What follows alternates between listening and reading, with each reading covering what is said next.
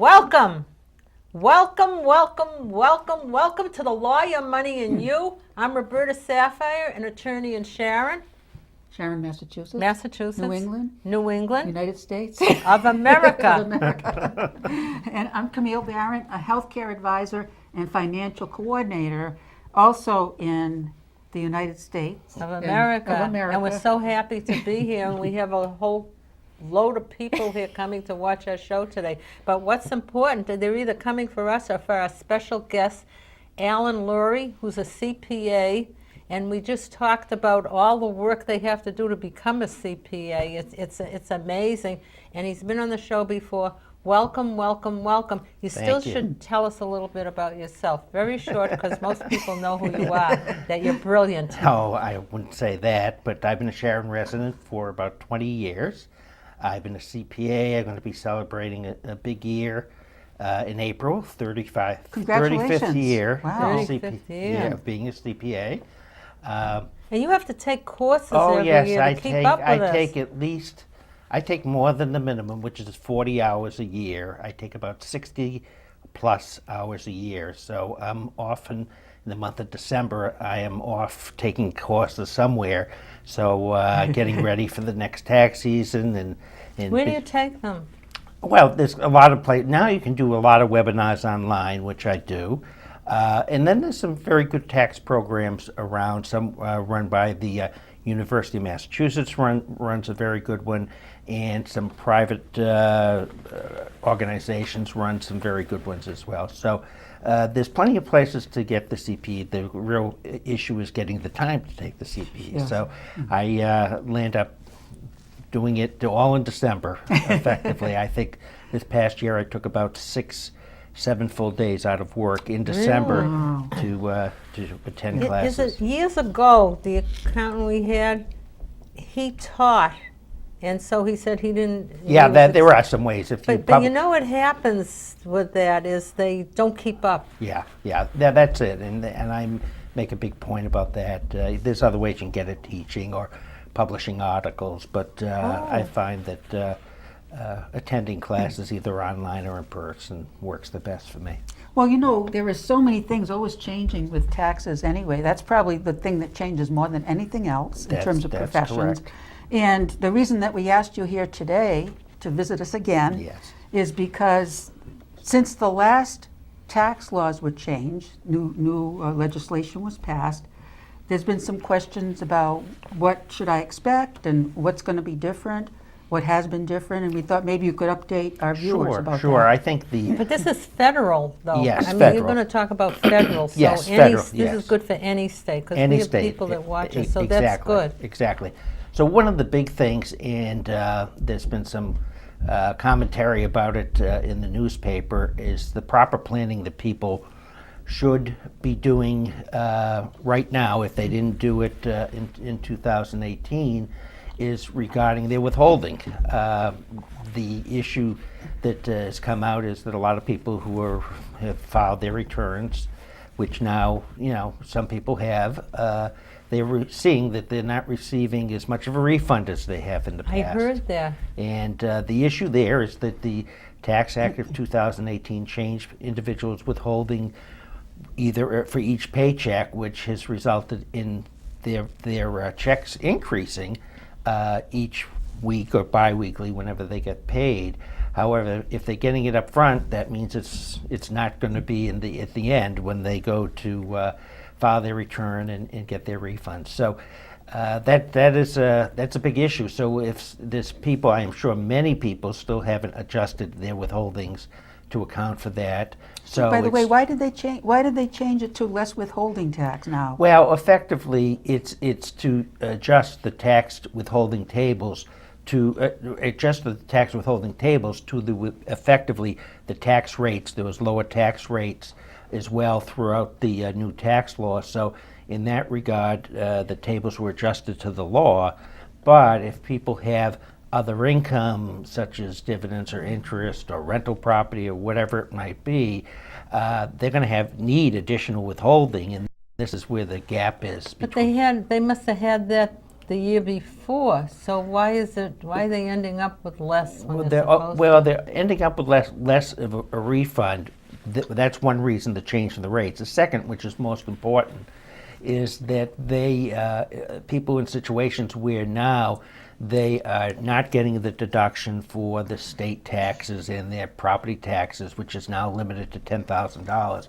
I've seen cases where people have had more than twice that amount of deductions, but you're now limited to $10,000 between your withholding property taxes and your state income taxes. Is that the Schedule A? Yes, that's the Schedule A. And what is happening is that those people were well in excess of the standard deduction previously, and now what is happening, most people, it's sort of flipped the other way. Most people now are taking the standard deduction because because of these changes in the allowance for the state income tax and property tax and excise tax. They don't have enough deductions to itemize, so they're just, which in one way is making preparing your return a little bit easier, but on the other hand, explaining to people that your refunds are less than in previous years. You have to walk through that with them, and I have been since the act was enacted back in actually technically the end of 17. Whenever I speak with clients, I have during that period of time between then and now, I've let them know that, listen, these are the big changes. This is going to have the effect on your taxes going forward. I mean, there are some areas that, such as if you have young children, you're getting a double tax credit now for, instead of $1,000, you're now getting $2,000. So that's a benefit. So it really, each individual case is different. Can you put down on your tax return children that don't exist? No. Those days are pets and dogs are long gone. But the real issue is the fact that individuals are they're benefiting from a lower tax rate. However, they're getting less deductions, and that sort of really is for a lot of people. So if you have if you have your home and say you pay $12,000 a year in taxes, you can only take 10. 10. That's correct, and that's hurting. That's where it's hurting a lot of people being hurt, especially, of course, in the area where we live because of the high property taxes. In one of the reasons this was pushed through was the fact that this has been ongoing, where the people on the left coast and the west coast have always had a much bigger benefit for their Schedule A itemized deductions because of the higher taxes, not only the state taxes, the property taxes, than someone living in Topeka, Kansas, where the property taxes are a lot lower and the state tax rate is a lot lower. So it was disadvantaged that the people in the middle part of the country were not getting the full benefit out of itemizing that the rest of the people across the country were in the left and the west coast. What else? Well, let's see. The other some good things, especially people who run small businesses, who have even unincorporated businesses, they are now receiving a 20% reduction against their taxable income, and that is this Section 199A, which is a big mystery. I mean, it's I've gone to a couple of classes on Section 199A, and I've been following it because it's very much, you can make a comparison to interpreting the Section 199A tax law versus someone reading the Bible and coming up with different interpretations, because literally that is what has really what has occurred. Before this 199A? No, they actually had a Section 199. Now, 199 was for an individual who had a pass-through business, which was basically in manufacturing, was geared to manufacturing. So if you had a company that was manufacturing something, you could actually get a Section 199 deduction. And I have a couple of clients who had that, but that tax code is now gone and replaced with this 199A. And it's going to be very advantageous to a lot of my clients, and I know that at this point I'm looking forward to seeing how advantageous But what it kind of is. business is the Every 199A? well, that's a Every good question. business now? That is part of this interpretation Oh. process Oh, because every business. technically, it's very interesting. Technically, if you own a piece of property as an investment property, it just came out not too long ago because again, they first what comes out is the initial law, then comes out the temporary regulations from the IRS, and then comes out permanent regulations. And the permanent regulations haven't even been officially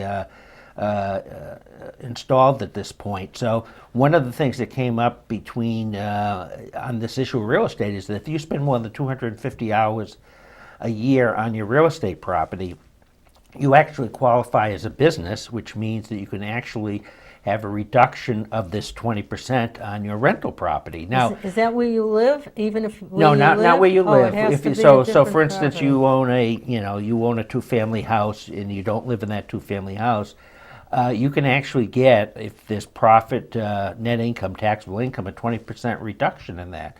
Now, whether or not that was the intention of the law, Oh. it has now come out that that's one of the things that you can do. One of the intentions of the law originally was that certain professions, including attorneys and CPAs, basically anyone who produced income based strictly on their intelligence, their history of knowledge, the knowledge-based businesses, that they were not able to participate in this 20% reduction. However, what the interpretation on that is that as long as their income from their business, well, actually, as long as their adjusted gross income in total, including their business income, was below, I think it's a little over $300,000 for a married couple, they can still participate and have the 20% reduction. So, and then there's a But gap. isn't well, I know too, I want to let some people catch Sure. up. Like the rental property, they call that passive income because you're not doing anything for Well, it. see, this is where the law says is Oh, it's if you're spending changing.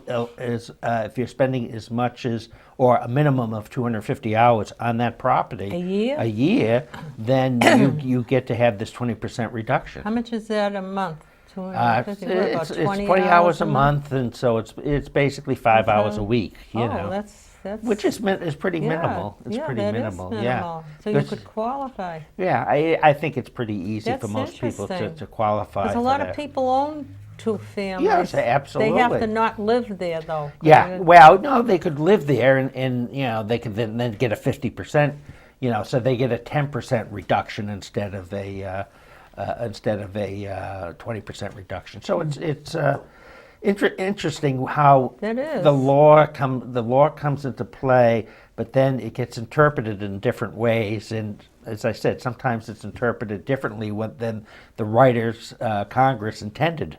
So it's interesting stuff in that respect. Yeah. I wonder if the writers are accountants or Well, any kind that's of interesting. I don't think educated people people. realize that the actual congressmen and such aren't writing the tax law. There's actually staffers as part of the Treasury Department and the Internal Revenue Service who, they basically giving guidelines by the Congress to put together the legislation, and then they go and they write it up. But unfortunately, what happens, and it happens in every tax law, is that that gets written is there's like the 11th hour and 55th minute that someone wants to stick something in there because of some relationship that they have, and they barter back and forth between Congress people, between states, and so certain things get stuck in there, and sometimes they don't get written correctly, and that's what they have to have, what's called technical corrections. Now, one of the things is there's a whole load of technical corrections that need to be approved by Congress that was not done in 2018, and hopefully will be done in 2019 because of the fact that there's some really big mistakes that were made, and some tax preparers are interpreting the tax law as such that those mistakes were unintended, so they're going to take the deduction, even though technically the law was not written that way. So it'll be very interesting to see when certain returns get get looked at, and people will say, well, this is what they intended. They just haven't passed a technical correction Does on anyone that. read them, by the way, in Congress? No, of course not. No. How no, many no. pages would you say one of these, the new tax code would be? Oh, I mean, I think just Section 199 was like 199A was, I think was like 150 pages, something like that. I mean, well, we all know that they never read the Medical Care Oh, Act, right, that was which was over 2,000 pages, and Yeah, I don't think amazing anyone ever how read that- that, and No. you know, that is. Well, you know, when they pass a law, well, sometimes they put the intent. Sometimes they put the intent, Right, so right. that when you're interpreting it, you go Yeah. by, well, their intent. And was that's this, really or- what the preliminary regulations are, is really the intent. And then effectively what happens is they go out and they do the intent. A good example of that was meals, business meals. Now, the original law, this new law was written is that no business meals would be deductible. Okay, so if someone took their client out for a meal, then that meal would not be deductible. Now, there's a lot of people who push back against that, and when that was in the preliminary regulations, to push back on it, IRS came out and said, no, as long as you have a business purpose, can document that the business meal is Yeah, for it's for business, who you business. met with, what you discussed, etc., then the meal itself, that meal would be 50% deductible. However, the entertainment part they didn't budge on. So effectively, if someone went out to dinner and discussed discussed business, and you know, it's all documented, and then went to the Celtics game, well, going to the Celtics game is not deductible. Now, in theory, if they ate again at the Celtics game and talked business, that's deductible. So that's how crazy the Well, tax law is. So 50% of that, what if they took it off as marketing? Well, you know, they could try, but that's subject to audit. I mean, that becomes the Russian roulette. If you want to do that, then there's always a chance the IRS can look at your return and question it and want to see what the details are behind it. So then, if that happens, of course, they start digging quite deep in not only that return but previous years. Do many people, not businesses, but individuals and families, do they get audited very much at all? Well, I think actually individual audits will be a lot less going forward, and I'll tell you why. The biggest change on the individual side, again, gets back to the Schedule A. And previously, until 2018, there was this deduction called miscellaneous deductions, and subject to 2% of an individual's adjusted gross income. And basically, you could people threw everything in there but the kitchen sink. And a good example of this is someone was a traveling salesman, and they would have filled out a Form 2106, which is basically business expenses not reimbursed by their employer. And people would go ahead and put in their mileage and put in supplies, put in meals and entertainment, and that number in certain cases would become quite large, and then there'd be a pretty large deduction on there. Now, that is often an area of audit, because if the 2106 looked large, then that was something that the IRS would come in and audit. And I've had clients whose 2106 return, part of their return has been audited, because it seems that it was not in line with the income that the person earned, and so it became an issue. But now, and this is a major issue again, that no unreimbursed business expenses are deductible in the 2018 Tax Act. So, Really? and all miscellaneous deductions are now not deductible, which includes even someone paying my fee. But if you have a salesman, and he has to fill that gas tank up. That's right. So right from the beginning, when the law was passed, people were saying, well, there's only two ways that they can get around that. And One is that they would go to their employer and say, I don't want to be an employee anymore. I want to be a 1099 contractor, which is very gray, because then they would then file a Schedule C, be a self-employed individual, Right. and then be able to write all these things off. But They could. they could do that, but or I thought that you only get so many miles for gas. Or well, so you get much money for approximately miles. 55 cents a gallon, Yeah. but still, you could either do the higher of the mileage or the your actual expenses. But really, the issue in that is that people either went and tried to create their own business for their instead of being an employee. Some people don't know what the difference between a 1099 and Sure, a W-2 is. there's the IRS has spent many hours of their publishing publications, as well as creating a test. There's actually a 20-step test to determine what an employee is versus a contractor. If you're a 1099 contractor, effectively you can do the work around whatever your schedule is, wherever you want to do it.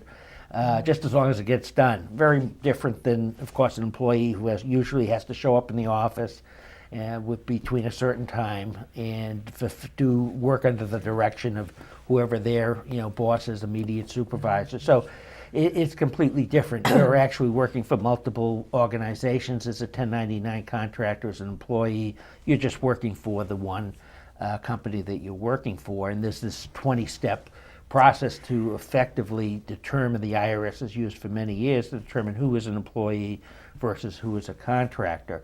So that is, again, someone trying to do that in order to be able to deduct their non-reimbursed expenses. That very, very gray area.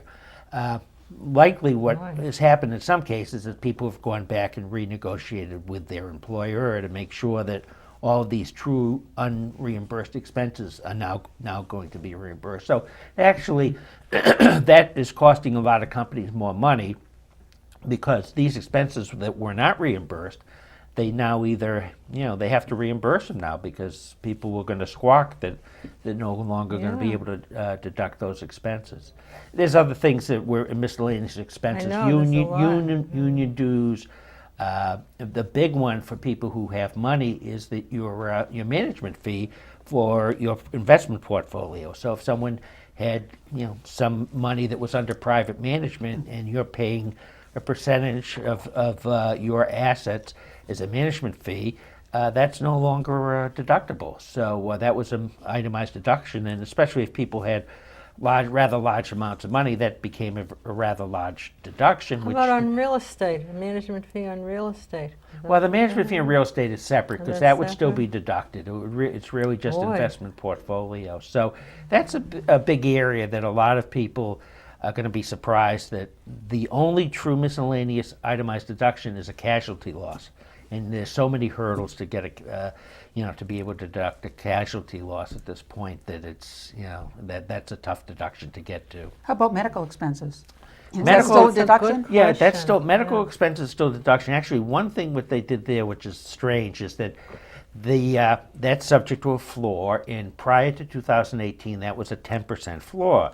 As part of this new act, they dropped it down to 7.5% of your adjusted gross income, but only for 2018. In 2019, it goes back to 10%. Oh, boy. So very strange thinking on someone's part who did that with the law change. We're right into "you've got to be kidding." So in that comment, I'll say "you've got to be kidding." What about? Why don't we finish "you've got to be kidding" with like the students? Do they still have like the student deductions? Yeah, you still have the student deduction. They did away with the educational expense deduction, which were for people who didn't have significant amount of earned income.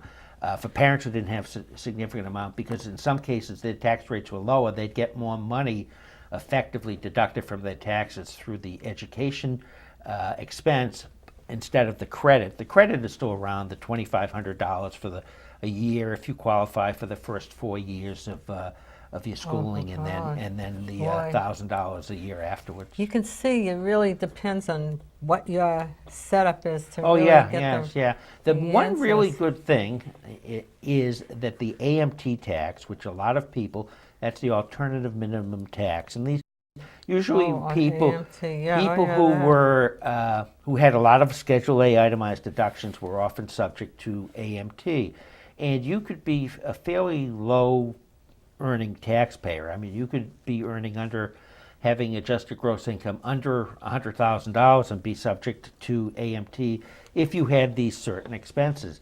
Now, under the new law, it's $500,000. They kicked up AMT to $500,000, and I think it's indexed as well. So that a lot of people saying are saving that money. Truly, that's going to be a big savings for people who either, in some cases, have don't earn a lot of money to people who do earn a lot of money. And if they're earning in the past, they might someone making boy. $400,000 a year might pay up to $10,000 in AMT. That's gone. We're almost ready to end the show, believe it or not. We're going to have Wow. you back. Yeah, I and wanna get- have you back and, to and talk get about, specific instances of what happened. Yeah. But while we're at it, we're doing very well. You know, the LAPD has requested Yes. one of our Yeah, police I read. officers, our friends' books, and you've got to keep kidding bag. The first thing we take out is M&Ms, and if anybody has extra M&Ms, I like them.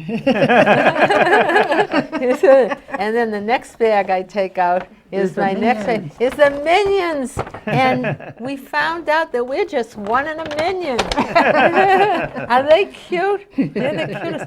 One of the police books, the Bourne book, they have Minions are their friends. Are their friends.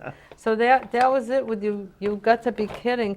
And that other question I was telling you about, that's okay, it can go, was about this person I know who's been married a long time, almost 50 years, and the husband makes their mortgage payment, and they have a credit card, and they haven't seen each other in maybe 49 of those years. You're kidding. No, I'm not. There's somebody's phone. That's probably the person thinking of that. I won't give your name. Don't worry. But anyway, All right. Well, I think that's show. good. That's a Bravo. wrap. Good. Thank you You're so always much. So You know, I'm knowledgeable. always so impressed with, you just have all this information in your head. It's right at the tip of your tongue. Yeah, we don't give them the questions ahead No, of time. no, you don't have to. Well, No. thank you, and I do You're want to welcome. have you back, because there's Oh, a whole bunch of absolutely. things, especially like on certain types of retirement accounts. Yes. Is it taxable? yeah. You know, is the principal taxable? Is the income taxable after, Yeah. you know? Yeah. There's a lot of, Yeah, a there's lot of things a that lot people of need things. clarification Oh, on yeah. that. Yes, there's To go to retirement college. is Right. important. So I want to thank you, and I want to thank our audience for watching. Please let us know if you have any questions. We'll be sure to get them to Alan. And if you have any other ideas The about two any other L's or one L? One L. One L. You don't need two. There you So, go. and if you have any other thoughts about any other topics you'd like us to cover, please let us know. We always love to hear from you, because remember, this is your show. The law, your money, And you. you.